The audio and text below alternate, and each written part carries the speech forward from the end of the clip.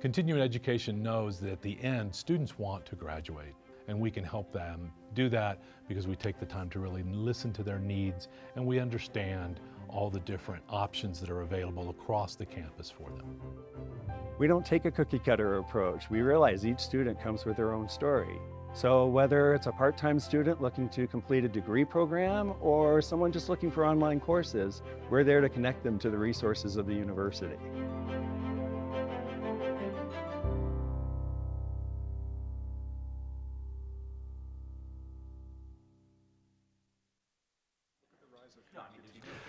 All right, I think we're just about ready to get started here. My name is Braden Deffenbaugh. I'm so ecstatic to be moderating this panel on freedom of speech today. For recording purposes, today is Wednesday, April 10th. It is just about 1:30 or 1:31 p.m. This is panel number 17987, titled Freedom of Expression. Don't tell me what to say, do, or think. Before we get started, the University of Colorado Boulder, Colorado's flagship university, honors and recognizes the many contributions of Indigenous peoples in our state. CU Boulder acknowledges that it is located on the traditional territories and ancestral homelands of the Cheyenne, Arapaho, Ute, and many other Native American nations. Their forced removal of these territories has caused devastating and lasting impacts. And while the University of Colorado Boulder can never undo or rectify the devastation wrought on Indigenous peoples, we commit to improving and enhancing engagement with Indigenous peoples and issues locally and globally. We will do this by recognizing and amplifying the voices of Indigenous CU Boulder students, staff, and faculty and their work, educating, conducting research, supporting student success, and integrating Indigenous knowledge, and by consulting, engaging, and working collaboratively with tribal nations to enhance our ability to provide access and culturally sensitive support, and to recruit, retain, and graduate Native American students in a climate that is inclusive and respectful. Before we begin, I also would like to talk about one other thing, which is to be sure to ask questions. We will have a note card system with our wonderful producers in the back. If you just raise your hand, they will hand you a small note card and a pencil. Feel free to jot down whatever you want. It's not in my interest to editorialize your questions on a free speech panel, so go crazy. And if you are a student, make sure to notify that on the card, so that way I prioritize your question above other ones. And also, please write legibly. I very often cannot read normal people's handwriting, and so any extra effort to help me read this question so that way I can get your question best answered is in all of our best interests. And now I'd like to do a brief introduction on each panelist. For more information, you can find their full bios on the CU website. First, we have Marcus Brauckley, a Boulder native and Boulder High School alumnus who has been a participant for decades that we love having back here at CWA. He's the founder of North Base Media and has previously served as the executive editor for the Washington Post after his 24 years working for the Wall Street Journal. We also are honored to have Ms. Hayter Harris, the interim DC director at PEN America, a nonprofit that supports literature and freedom of expression. She is an award-winning civil rights attorney and works tirelessly as a champion of freedom of expression, both domestically and abroad. Tirelessly. We also have Mr. Leo Glaze, a history teacher of 18 years. He focuses his curriculum upon the creativity of his students and provides them with historical analysis through the lenses of oppressed peoples and their untold stories. He also consults all around Southern California, helping teachers improve their own curriculum. And lastly, we have Ian Millhiser, a senior correspondent for Vox, where he focuses on the Supreme Court of the United States, the Constitution, and the decline of the US political system as a liberal democracy. He served as a clerk in the US Appellate Court and was a member of Teach for America in the Mississippi Delta. He's also written 2 books on the Supreme Court and its historical and contemporary state. I'm very excited to be here and very excited to hear all of your thoughts on this freedom of speech. I think that first we should start off with, we'll start off with your opening statements, first of all. All right. I think we decided I was going to go first? Yes. All right. So I've been experiencing a bit of whiplash lately. I'm a Supreme Court reporter. I covered constitutional politics for close to 20 years now. And there used to be a consensus on the First Amendment. We get First Amendment cases that came up in front of the Supreme Court. Most of them had enormous bipartisan majorities, and it didn't matter how offensive the speech was. There was a case called Snyder v. Phelps several years ago, which involved people who thought it was a good idea to stand outside of a dead Marine's funeral holding signs saying, "Thank God for dead soldiers." Most offensive speech you can possibly imagine. Supreme Court 8-1 said that's protected speech.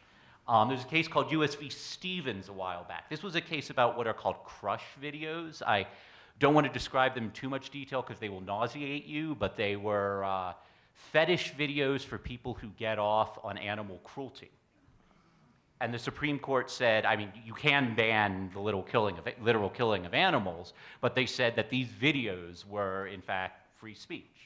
There was a very broad pro-speech consensus. It cut across both political parties. Both these were 8-1 decisions. Only Alito dissented.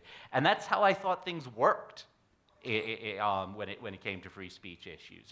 If anything, Republicans tended to think that the First Amendment should be more expansive, because Republican justices believe that the First Amendment should encompass everything that the Democrats thought it should encompass, plus campaign finance laws. That was Citizens United. They thought in addition to having the right to free speech, you should also have the right to give to a super PAC. And that was how things were. And then in the post-Trump world, we are learning that that is no longer the case. You see books being pulled off of school libraries in Florida. You see don't say gay laws. You see many states passing bans on drag performances. The first drag ban case just reached the Supreme Court. The Supreme Court refused to strike it down. They'll probably strike it down later. But we are losing this consensus. Both Trump and Ron DeSantis has tried to put bills through the Florida legislature on this, want to overrule a seminal Supreme Court case called New York Times v. Sullivan, which is the font of press freedom in the United States. I can get into more detail on that if you want, but you can't have press freedom in the U.S. without New York Times v. Sullivan. And the good news is that for now, the First Amendment seems to be hanging on. So you've got 6 Republicans on the Supreme Court, and right now they're pretty split down the middle. Roberts, Kavanaugh, and Barrett tend to take the traditional Republican position that free speech is good, and they tend to vote with the Democrats on most free speech issues. Thomas, Alito, and to a lesser extent Gorsuch. Gorsuch is a little more idiosyncratic in this space, but they tend to vote with Trump. They tend to vote for much more restrictive approaches to free speech. And it's just very surprising to me, having grown up in a country where I just assumed that everyone thought that free speech was a good idea, and where our politics reflected that. Again, the Republican Party did not have a very different position than the Democratic Party on free speech for almost my entire life and almost my entire career covering these issues. And I think that the reasons why we're seeing this now are cultural rather than political. So I just want to offer 2 thoughts on why we're seeing this now, and then I will shut up and let other people speak. One is that I think we're seeing a democratization of business etiquette. And what I mean by that is that we're living through the success of the civil rights movement right now. We're living through the success of the feminist movement right now. And this is not a total success. I want to be clear, we have not solved racism in the United States. The median white household income is about $74,000. The median black household income in the United States is about $48,000. So about 2/3 of a white family. So we have not by any means solved these issues.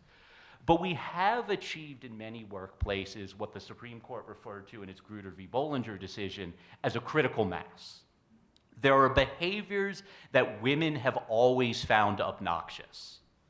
And in the Mad Men era, they just didn't speak up when those behaviors took place in the workplace because they didn't feel like they had the cultural and political stature to be able to do so. Now they do.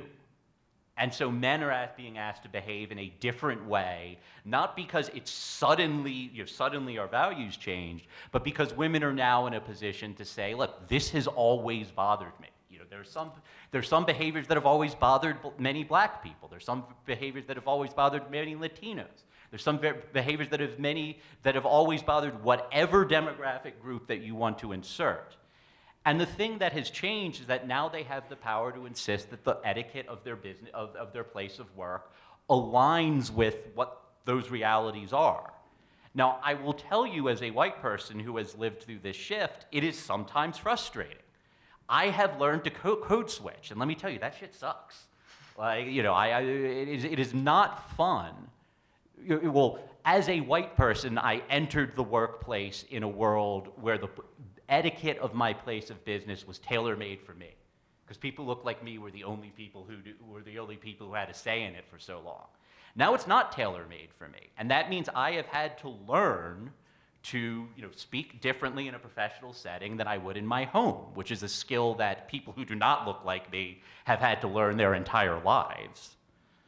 It's hard, and it's frustrating, and I think that unfortunately, there are too many voters who see their own struggle with this new reality, and they are not contextualizing it. They're not seeing why it is happening and understanding that, look, I find it frustrating, but I don't have a right to insist that my place of business be tailor-made for me. I have colleagues, and they have as much of a right to dictate the business etiquette as everything else.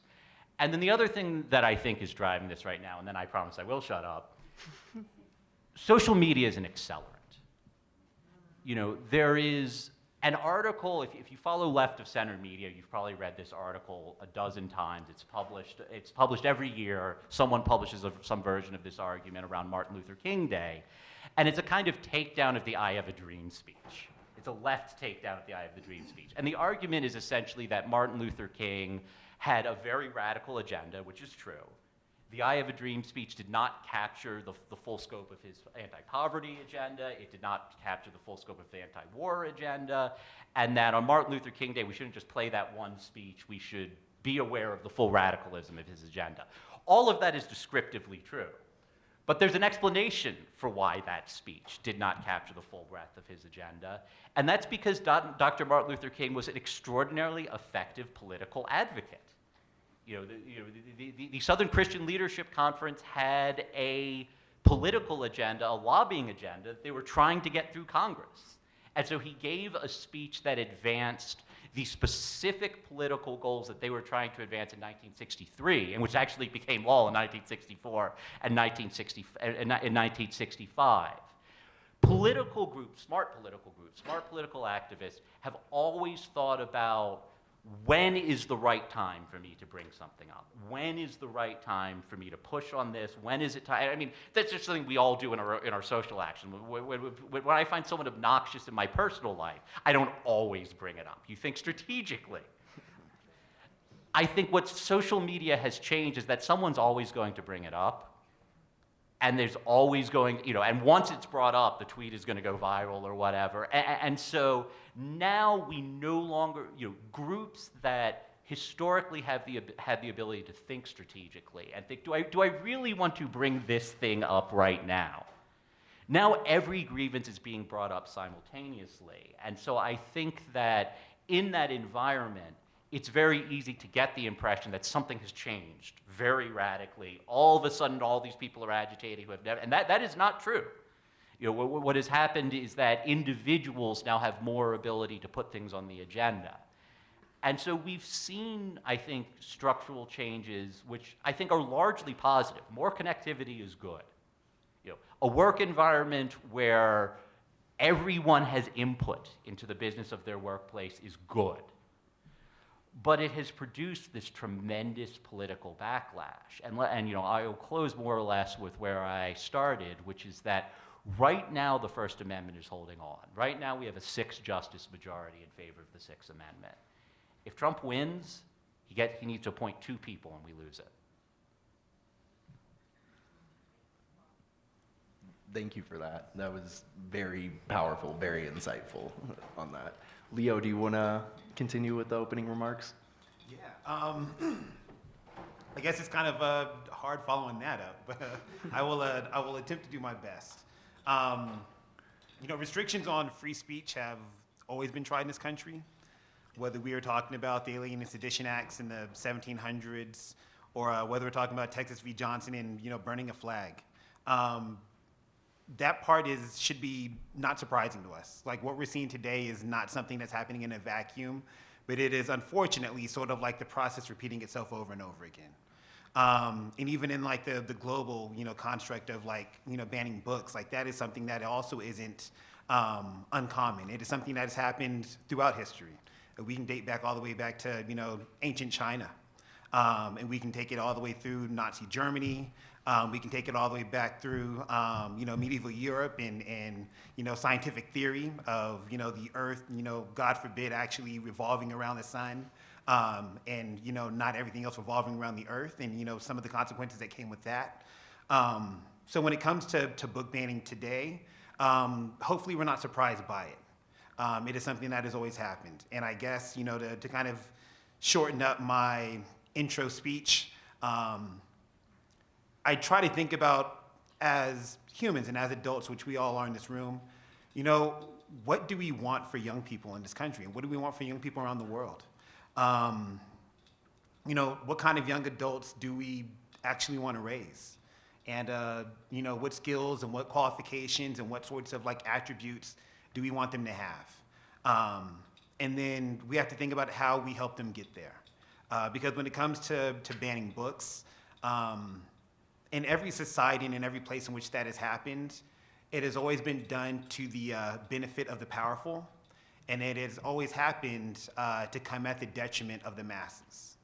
And so I think if we can think about it from those points of views, and if we can think about the young people that we see around this campus and around the world and how we want them to inherit this place and make it better, what are the things that we have to do in order to make sure that we can put this into their hands and hopefully let them leave it in a little better place than what we've left for them. Yep. Go ahead. That was excellent, Leo. Thank you. Thank you. I'm so happy I don't have to say that. There you go. I said I was not going to get feedback, and yet here it is. So my name's Hadar Harris, and I'm a human rights attorney. Let's try that again. Closer? Do you want to borrow my mic? Oh, they're not different. Okay. Yeah, no, I think it's just a matter of where it is. Okay. Can you hear me okay? Great. So, I'm an international human rights attorney by training and for most of my career. And I joined PEN America just a couple of months ago as the Washington director, the interim Washington director. And I've worked on a lot of different human rights issues tirelessly over the course of my career. And I couldn't figure out why I was having discomfort about some of this work that I was sort of being thrust into around freedom of expression issues. And suddenly on the Metro one day, I live in Washington, D.C., on the Metro, I had this epiphany. And I thought to myself, well, you know what? All the work that I've done over all these years to end torture, to advocate for gender equality, to ensure that there was the right to vote, those are all really easy things to advocate for because they're really clear and they're really precise and we understand them in context. Freedom of expression has tremendous gray areas and a huge history that we sometimes know and that we sometimes don't acknowledge in terms of the fact that there have always been carve-outs in freedom of expression, even in this country that loves the First Amendment, even in this country that takes it for granted in many communities and in other communities which know that the First Amendment might not be fully for them. I want to talk for a second about what's been happening over the last 3 years. Because what we've seen in this country over the past 3 years, again, is not new because there has been book banning in this country over decades and years and many, many times. But it is new in terms of how the pace at which it has spread across the country and the ways in which it's actually been implemented. It's not just book bans. PEN America, since July of 2021, has been tracing 3 kind of major categories that together we call the ed scare, the education scare. First is educational gag orders. Those are the kinds of laws that have been passed, like the Don't Say Gay bill, the Parental Rights in Education bill or law in Florida that says you cannot teach certain subjects. You cannot say certain things coming out of your mouth. You cannot give instruction to students about particular categories of information. And I'll go back to what those categories are in a second. The second are educational intimidation bills.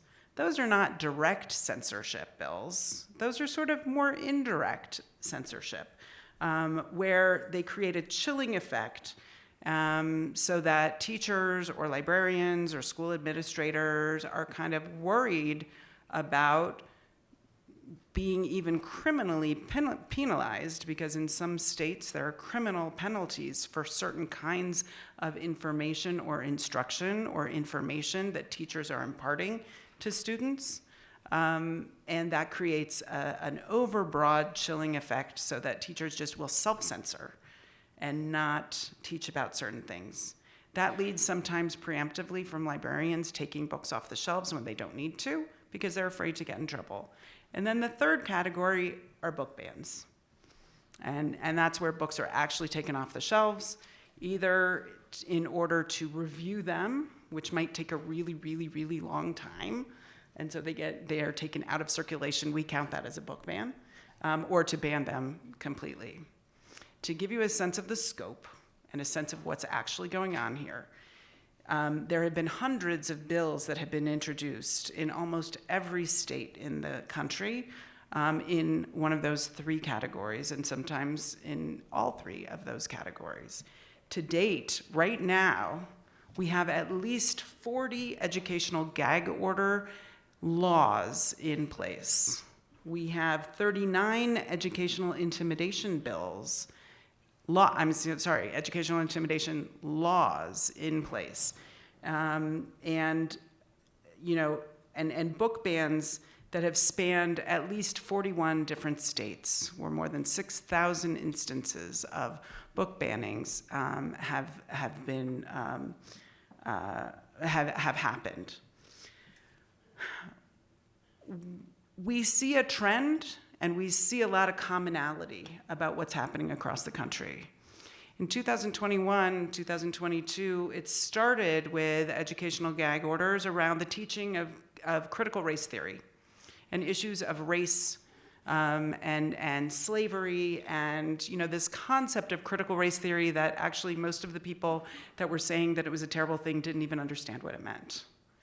There were lots of laws that were passed around divisive concepts. You should be worried that there are state legislators trying to say that we cannot discuss divisive concepts in public schools in the United States. In my mind, that's what public schools are there for. That's what any school is there for, is to actually figure out how to talk about divisive concepts together, how to put them into context, how to understand them, how to critically think about them. But in many states in this country, right now, you have laws in place that do not allow teachers to talk about divisive concepts. So the first phase of these laws and the book bannings and the educational intimidation laws were around race. Then it moved into, last year, want to guess? LGBTQ plus issues. Anything having to do with sexual orientation or sexual identity, that was the focus. Suddenly, the race stuff kind of fell off a little bit, mostly because there was a lot of pushback when somebody actually asked a state legislator, what do you mean by critical race theory? And they couldn't explain it. LGBTQ plus stuff, though, they can explain, and they can actually, go up against. I will tell you, last week I was testifying before the Missouri Advisory Committee to the U.S. Commission on Civil Rights. I tell you that both because it's cool and it makes me sound cool. And because Missouri, we look at Florida, right? We look at Texas, but states like Missouri are right in the center of all of this. They have a candidate right now running for Secretary of State. And I realize I'm talking too long. I'll stop in a second. They have a candidate right now, 24-year-old Republican candidate, who did a video on all social media platforms where she took a blowtorch to 2 books that she had taken out of the Missouri Public Library that were LGBTQ titles, right? And she blowtorched those books and said, if I become the Secretary of State, this is just the beginning. We'll get rid of those groomer books. She had 3.4 million views of that video on formerly known as Twitter, X, last week when I looked at it. The last category that we've moved now to, and PEN America has a report coming out next week, just flag that, that talks about it, is now talking about sex. Not sexual orientation, but actual sexual acts or sexual material. Okay? So anything having to do with sexual acts, now some of these bills, are very detailed in what they mean by that. And so, it's kind of amusing to read through them and have all these state legislators really outlining all kinds of really very specific sexual acts, which they would never pronounce from their mouths, but it's all written there. But it's interpreted in ways that have led to the removal of books like, the Reader's Digest Guide to Drawing and Art, or Catcher in the Rye, which my sophomore just read this year, or a whole variety of books, that you can name, The Bluest Eye, like a whole bunch of different books that have various people having sex in some way or another, right? And not even having sex, kissing each other, doing things that would be far less than what is outlined in those pieces of legislation. So it's important to know, the last thing I'll say is, and we can talk about it in the questions, is that we see a lot of overlap and actual copycat bills that have emerged from, yes, Florida, and have spread across the country. Language in those bills are almost word for word the same. They're spread through very small groups of people. The Washington Post did a story in December that showed that, were you going to use the statistic? Nope. Okay, all right, okay. I just want to make sure you weren't going to use it. That something like 60%, right? 60% of all book challenges, out of 1,000 book challenges that they studied, were perpetrated by 11 individuals. I had that stat in my back pocket. Okay, all right. I just want to make sure all of us had that one, right? 11 people had 60% of the book challenges. It's a small group of people, well organized, well coordinated. They know the system. They know how to embrace the system, and they are imposing very small minority views on a vast majority of people. I'll leave it there. We can discuss more.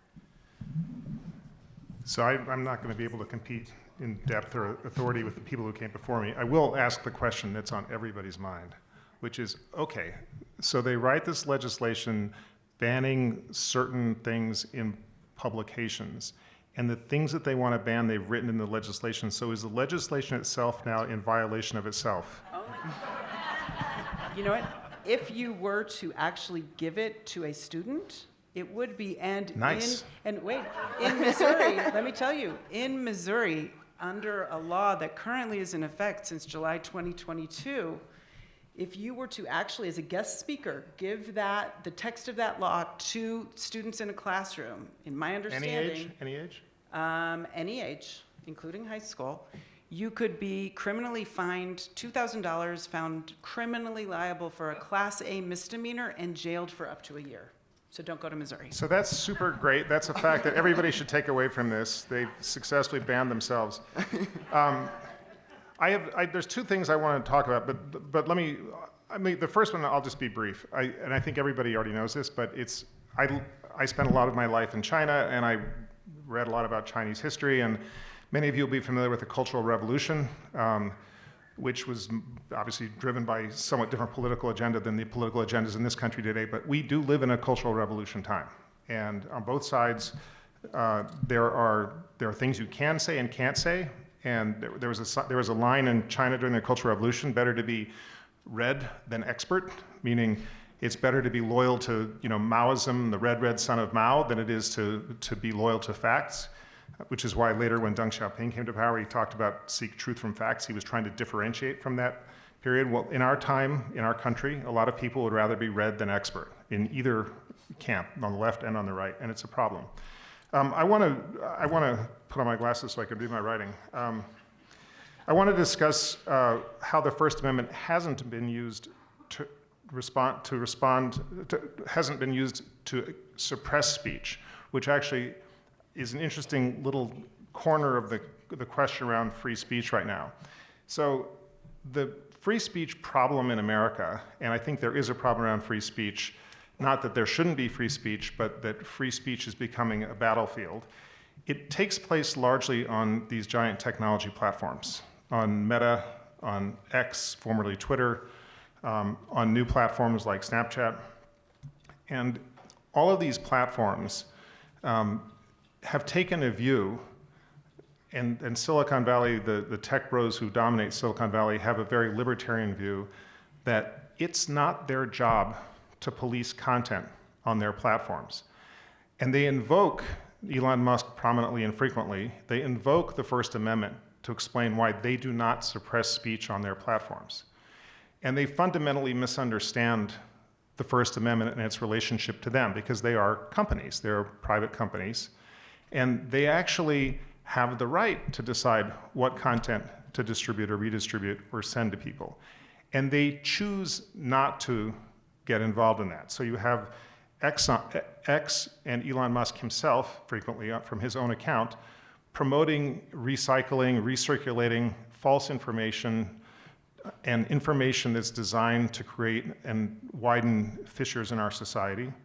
You have Meta and Google, which owns YouTube, declining to do anything about false political speech, because they argue, who are we to get between the voters and political speech? And so if somebody wants to put up an ad on YouTube that's full of false information, they don't get in the way. And just as a slight digression, as a former editor of 2 newspapers, I will tell you that if you tried to put an ad in our newspapers, back when I ran newspapers that contained false information, you were a politician, we would not take your ad. We would not take your ad if you were promoting a product that was in any way fraudulent or deceiving the public. And then finally, the most recent participant in this First Amendment defense of irresponsibility was the newsletter platform Substack, whose founders made the decision, bizarrely, the guy's name is Hamish McKenzie, if you want to look him up. I think he's a New Zealander. Hamish McKenzie made the decision that it would be acceptable for Substack to continue to publish and indeed to monetize, because they take a cut of subscriber income and advertising income, Nazi content on Substack. Because he said, who are we, to interfere with free speech? And I think we actually live in a time where people are irresponsible about their responsibilities under the First Amendment. So. Do you mind if I jump off? No, go ahead. Yeah, absolutely. So I mean, I disagree slightly with what you said, because I do think that there is a lot of content moderation that goes on social media. It's just not going on for moral reasons. It's going on for entirely capitalistic reasons. That's true. So like, and like, one thing that I think has happened because of this, so like social media companies will not publish a lot of, most of them at least, will not publish a lot of racist content. They will not publish a swastika. If you put it up, they'll make you pull it down. The reason why is nothing to do with any moral judgment whatsoever. It's because their advertisers don't want their ad to run next to a swastika. They don't want it to run next to something that's likely to offend a bunch of people and make them not want to use their product. And this goes back to what I was saying before about the breakdown of the bipartisan consensus for free speech. I think one consequence of this is, as you said, Mark, like these sorts of conversations about what will run next to what ads have gone on in the media business all the time. I mean, During the Trump presidency, we had a lot of advertisers at Vox who didn't want their ad to run next to anything that used the word Trump, because Trump is, a divisive figure, and it was very, made it very hard to raise money when he was the president of the United States, and you had to say his name a lot. There's a lot of advertisers who don't want to run an ad on any article that uses the word abortion. If I write 2 identical articles and one of them makes an incidental mention of abortion, that one is going to bring in less ad revenue. So this has always gone on. But what's happening now is that instead of having this all go on in private conversations between the media company and the advertiser, now it's all out in the open. The advertiser says, we don't want our ad to run next to this transphobic content. The people who post transphobic content are told they have to pull that content down, and then the anti-trans people organize, and they pass legislation in the state of Florida and Texas. I mean, this is actual legislation that is actually in front of the Supreme Court right now, to prevent the social media company from pulling down their anti-trans content. So I bring this up in the context of my earlier remarks about the breakdown of the bipartisan consensus. I think one odd consequence of social media is that it's turning the Republican Party against capitalism. Yes. Because they are discovering that corporate America doesn't necessarily share their values, that corporate America's values are, I do not want my ad running next to these views that are very popular amongst Republicans. And so that is why you're seeing things like Ron DeSantis going after the biggest employer in his state. That is why that's why you're seeing Josh Hawley with his whole weird, anti-corporate agenda. That's why you're seeing the legislation that I mentioned earlier in Florida and Texas. It's because one unexpected consequence of all this being out in the open now, the things that those of us who work in media have already known about, is that it is revealing the preferences of corporate America, and it turns out they aren't what we thought they were. Can I just, on that subject, in an earlier panel today, we were talking about Citizens United.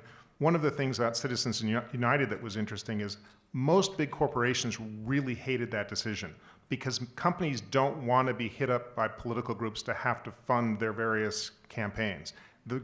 Most big corporations in America would have been much happier if they were banned from making political contributions. They'll still pay for lobbyists to lobby, but they don't want to have to make these shakedowns with these political figures. And that was, I think, the beginning. That was one of the first signs of this diversion, the difference between corporate America and the Republican Party.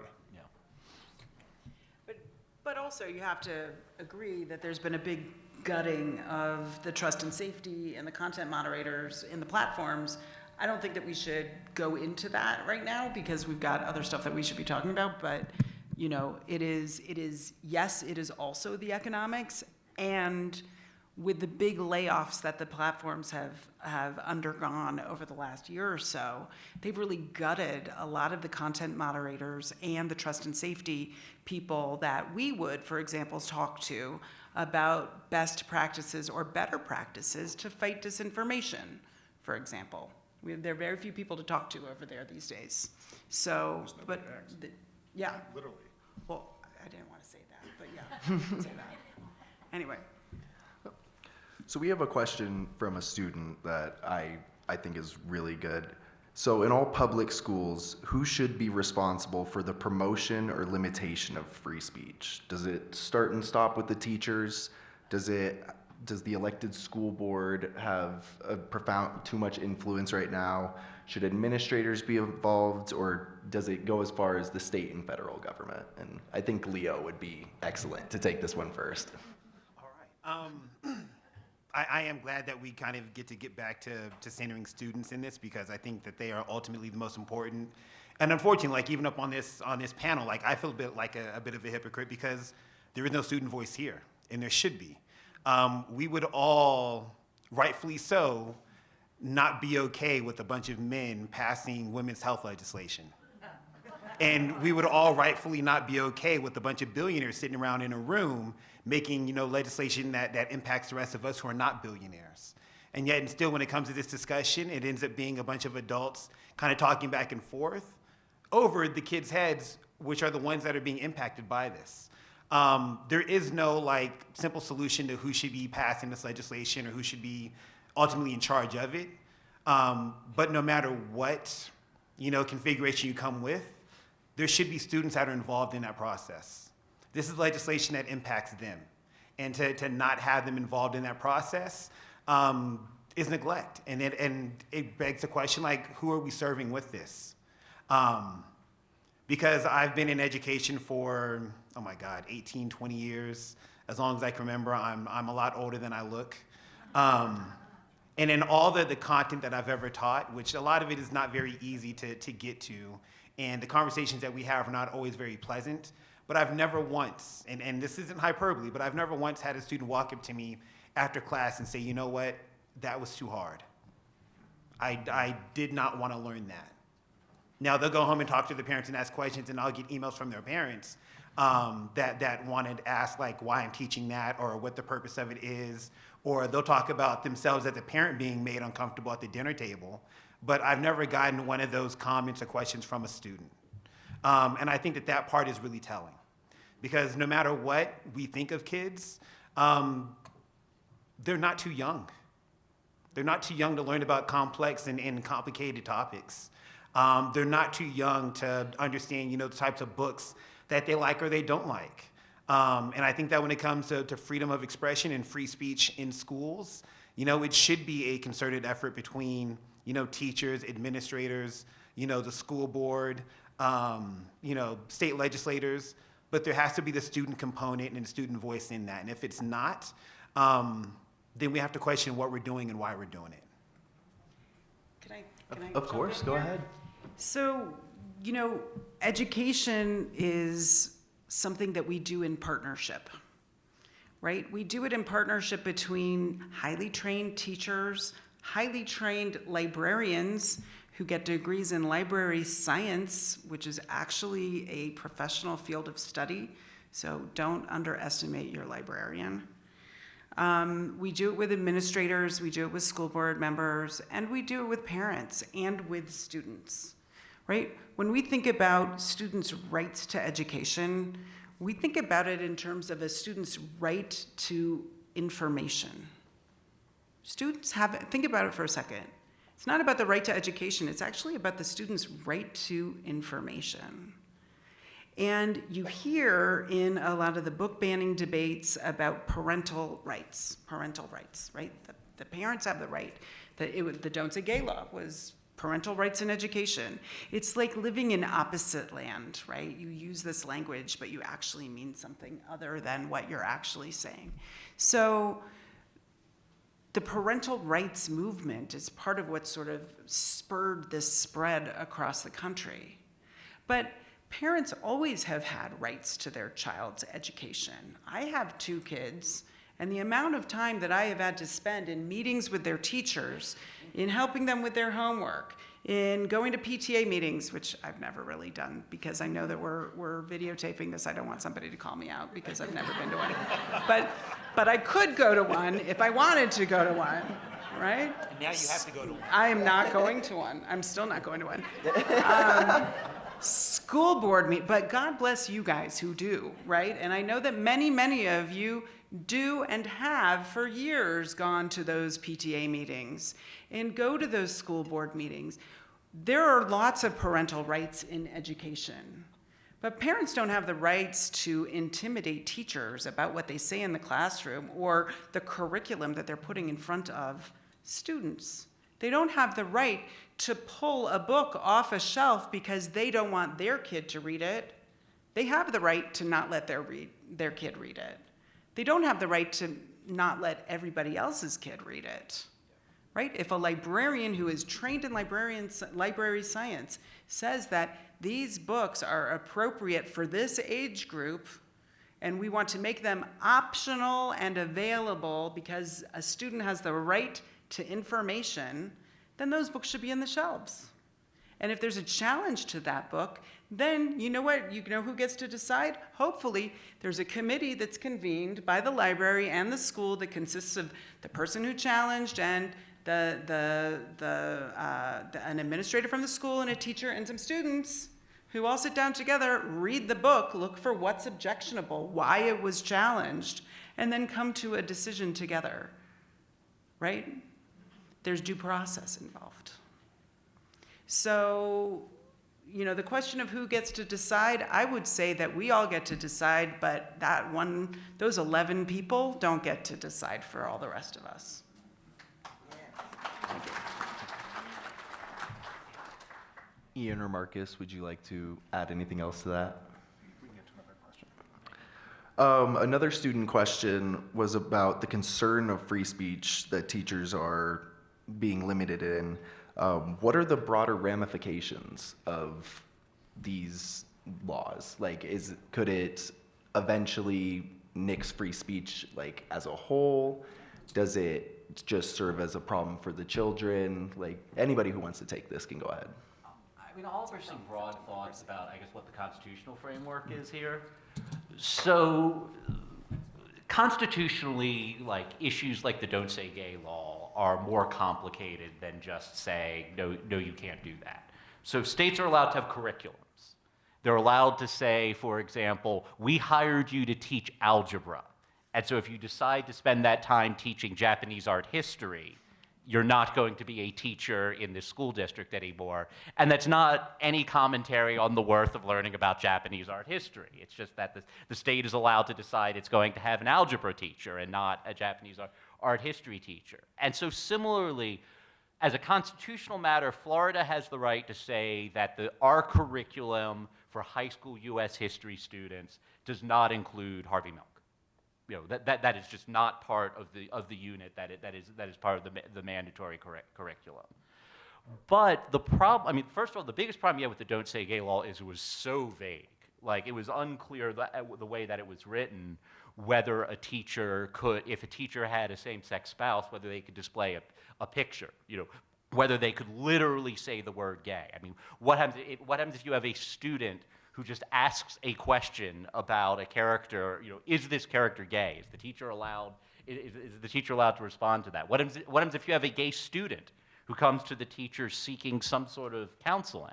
Is the teacher allowed to provide that counseling? It was so vague. Now that DeSantis is no longer a candidate for president, the good news is that there was a court settlement, and it basically drew the line where I am drawing it. And it said that the state can define what its curriculum is. It can't say that if you incidentally mention this issue, or if you happen to have a book in your classroom library that has a gay character in it, then you have violated the law.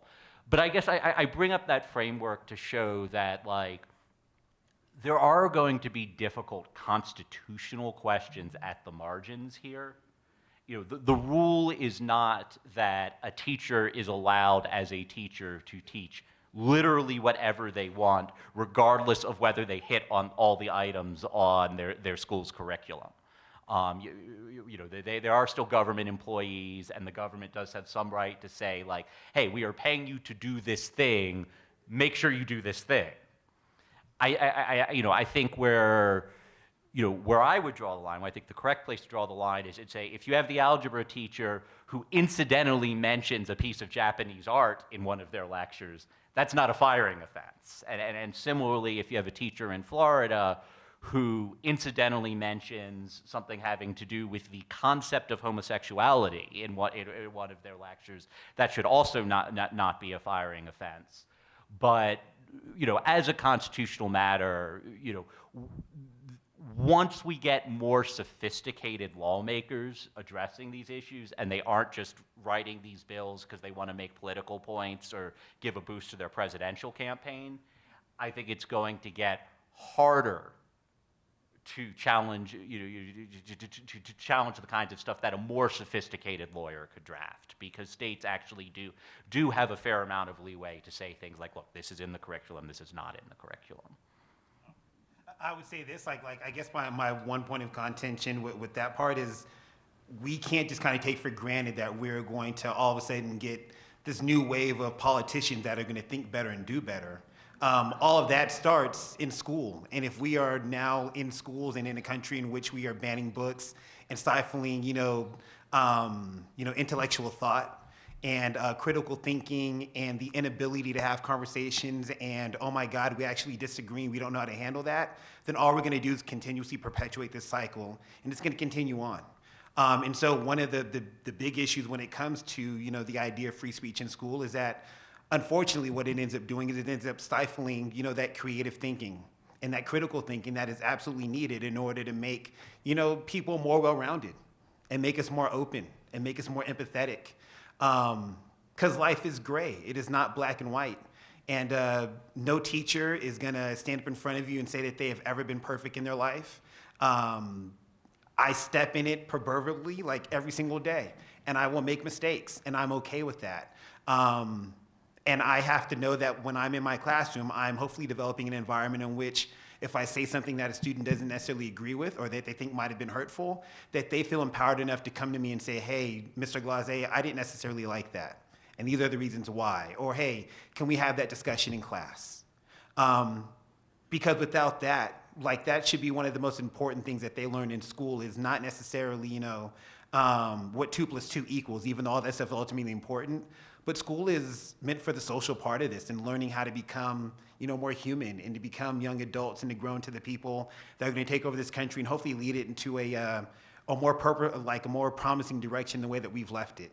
And by stifling the First Amendment, we are perpetuating that problem.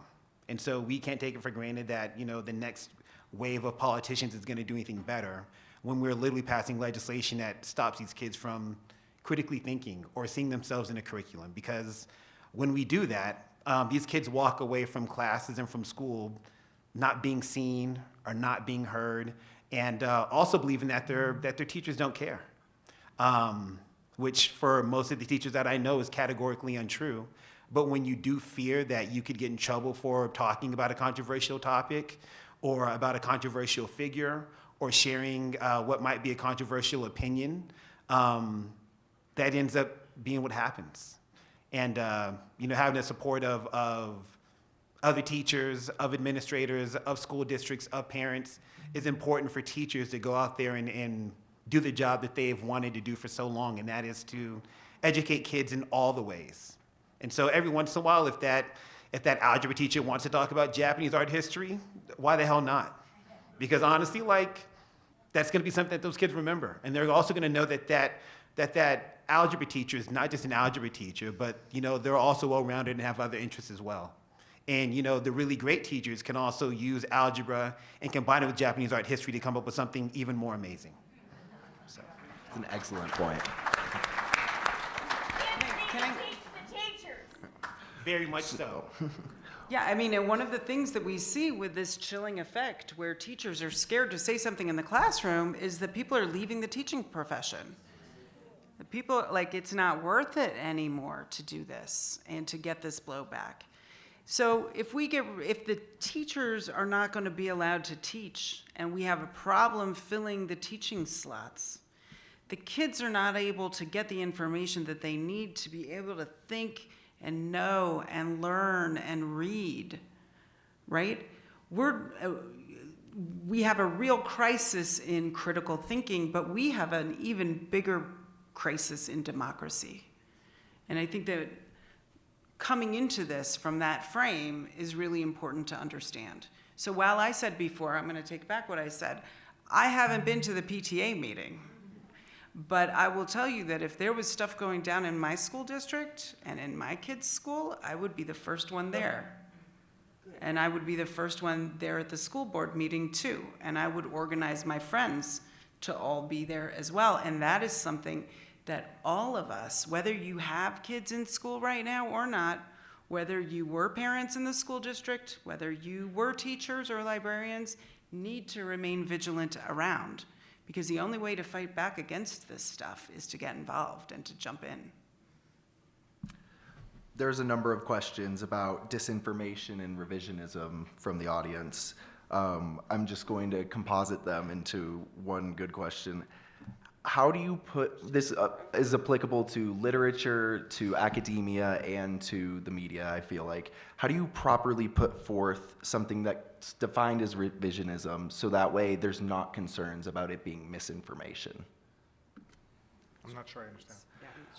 Um, the ever-changing fields of mostly history, there's a lot of questions over whether or not something is real or if it's a building theory. So like, how do we critique the mainstream theory? Yes, and how do you support or how do you build a system that people can feel confident in the new stuff that they're learning that is challenging their previous beliefs? I mean, I would say this has always gone on in a non-political way. You know, I think historians, academics, they're constantly reviewing their understanding of things, and our understandings change as the world evolves. What's happening now, the kind of revisionism that we're seeing, it's a politically intentional revisionism. It's designed to create some kind of political reaction. In fact, I think listening to this whole conversation, the thing that keeps coming through my head is, you know, book banning and demands on what teachers teach. These are being imposed not necessarily, and perhaps not at all, from deeply held beliefs. This goes to the 11 people who are driving many of the book bans. They are designed to be political provocations, and the political provocations are designed to engender outrage in most cases on the left, because that outrage sort of feeds the support of people on the right. This goes back to my comment that we're in something of a cultural revolution, and everything is about the politics. It's not necessarily, or maybe at all, about the underlying issues. I'm sure there are parents who are concerned about what's being taught to their 8-year-olds in elementary school, and they found a book on a shelf that they think is totally inappropriate for their kid. I'm sure that exists. I'm not doubting that. But these are national campaigns. There are people who are organizing these things across the country, and that, to the revisionism thing, that's also part of it. You figure out something that will be provocative, and you launch a campaign to revise an understanding of history, knowing that it's going to trigger a reaction. And so I don't know how we get back to what used to be the normal process, because as long as there's political capital to be earned doing it this way, it's going to keep happening. And I want to say one thing.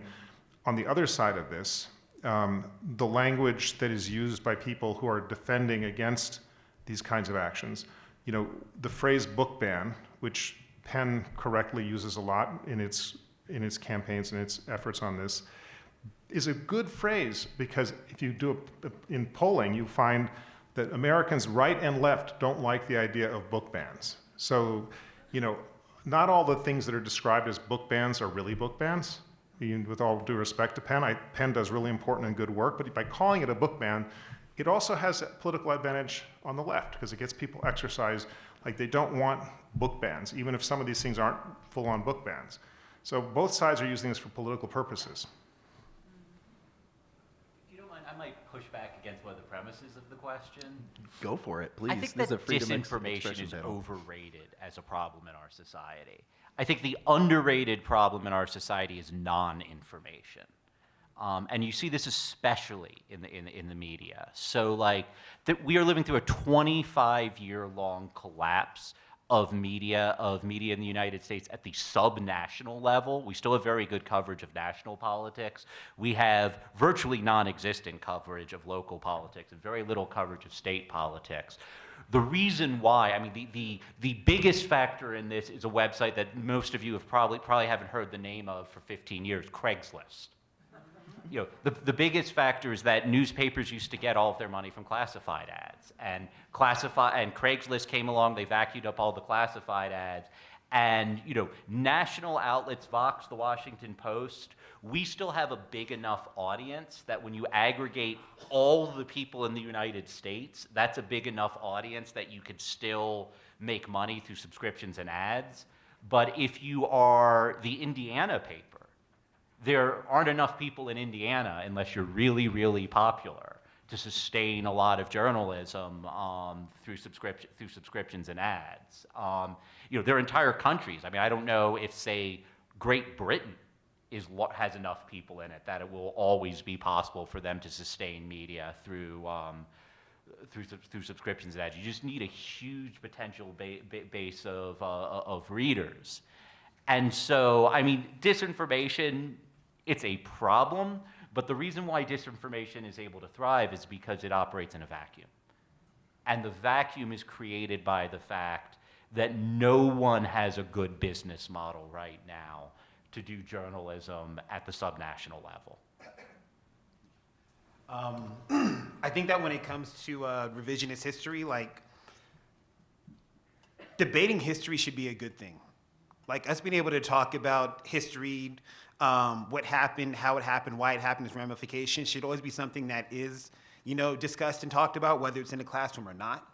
I would also argue that when it comes to a lot of politicians, that a lot of what they're trying to do is not trying to rewrite history, but they are actually trying to preserve history the way that it was written.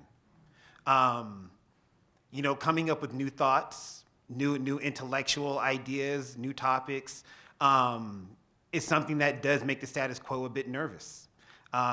Looking at, tons of textbooks, the history textbooks that come out of Texas, and other states every single year, in which, we talk about George Washington being the first president, but don't want to talk about the fact that he enslaved people. We would like to talk about, Thomas Jefferson, the Declaration of Independence, but we don't want to talk about, Sally Hemings. She's not mentioned in textbooks whatsoever. And so trying to keep history the way that it is, to me, has been, a pretty big detriment to the subject of history moving forward. And to me, I mean, obviously I'm biased. Like, I do believe that history is the greatest subject on earth because I think it's one of the subjects that can involve almost every other, academic, subject that you can think of. And it's hopefully is meant to not make us into historians or make us love history, but hopefully it makes us have, discussions and actually turns us into better human beings.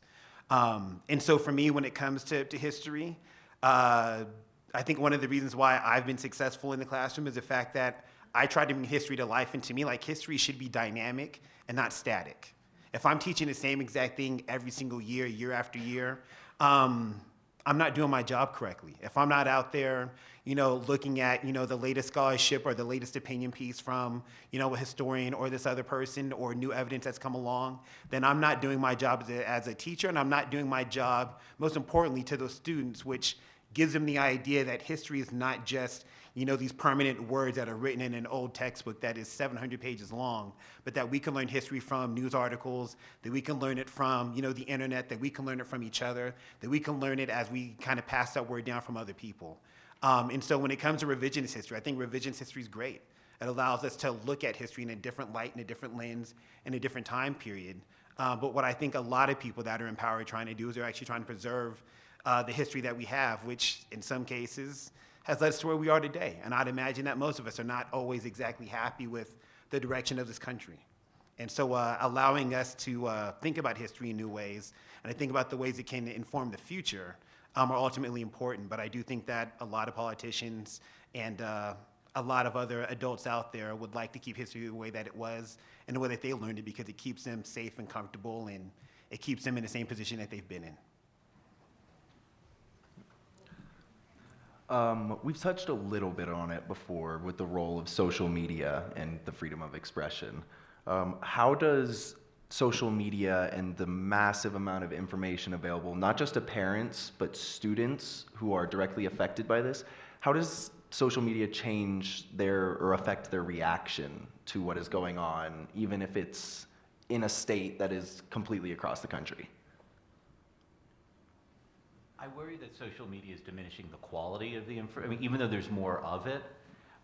So my employer, Vox, was the industry leader in streaming online video. We produced these incredibly well-done professional videos that, like,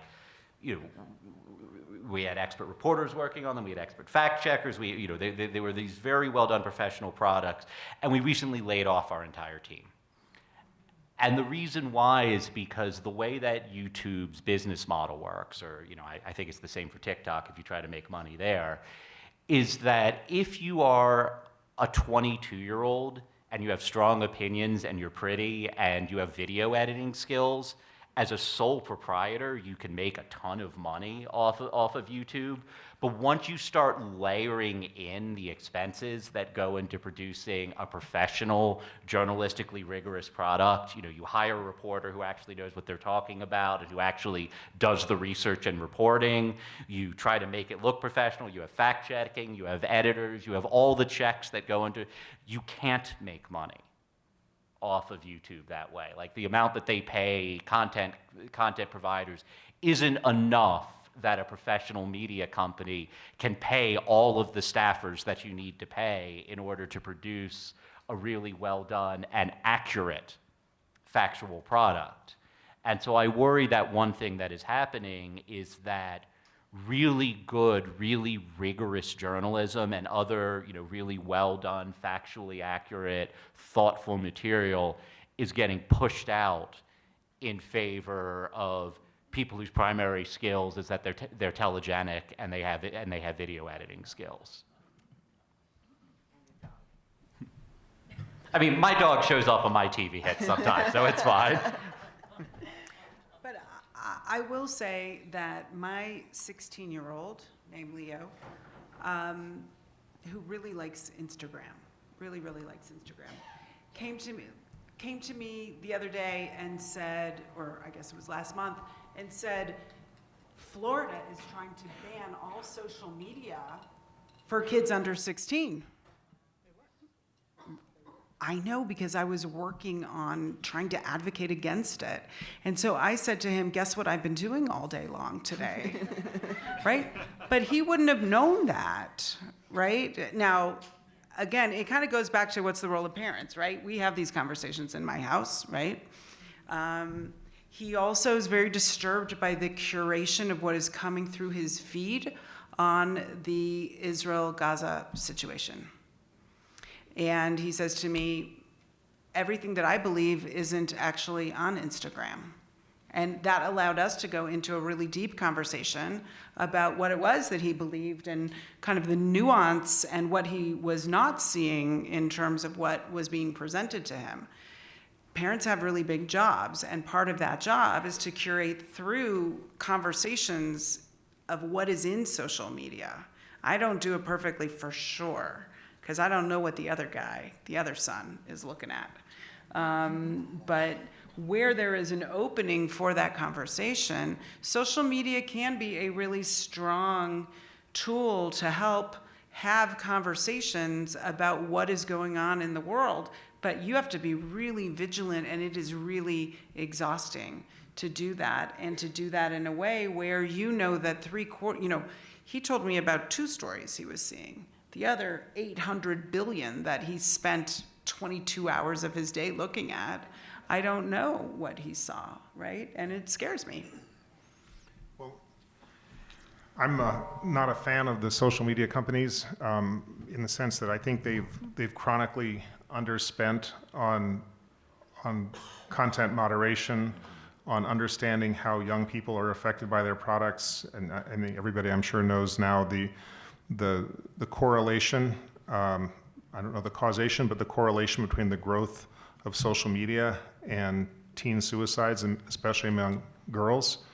I hope some of you may have seen the video when Mark Zuckerberg was testifying in front of Congress, and the otherwise odious Josh Hawley persuaded Mark Zuckerberg to turn around and make an attempt at an apology to parents whose kids had died because of suicide resulting from social media or connected to social media.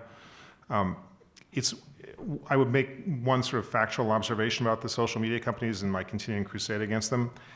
The Facebook, or Meta, the company that owns Facebook, is about the same size, or was a couple of years ago, I don't know right now, in revenues as General Motors. General Motors has net profit margins of 7%. Facebook has consistently had net profit margins of about 45%.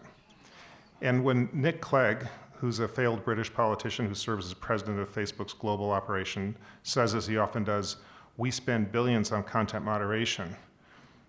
It's true they spend billions on content moderation, but they're not spending enough.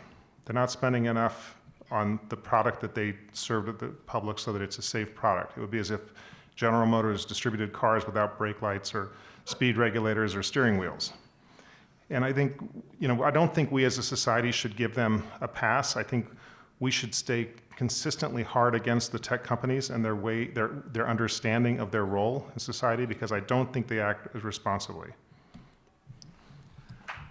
Unfortunately, we are now out of time. I just wanted to close by saying thank you all for being so passionate about freedom of expression and offering such unique views. And I just wanted to say, as a student and a history major who wants to eventually teach in academia, I very much echo Leo's statement that it's a collaborative effort, but the students' voices need to be heard. And that's on every level, whether it's kindergarten, whether it's first grade through 12th grade, or especially on a college campus such as this. I think it's incredibly important to value the students, since they are the ones who are directly affected by this.